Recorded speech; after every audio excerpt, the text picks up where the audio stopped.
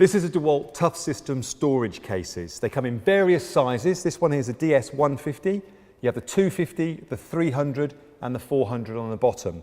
They all come with metal catches on the front, reinforced steel hinges on the back, and they're made of super strong 4mm plastic. If you want to stack them on top of each other, they have the yellow catches, and you just stack them up, snap these over the side, and they'll hold them in position. Great for transporting them in the van. If you want something else to take the strain around the site, you simply slot them onto the wheels, like we have here. They'll snap into position. You have a bar at the back which locks it all together, and then you're good to go wherever you need to.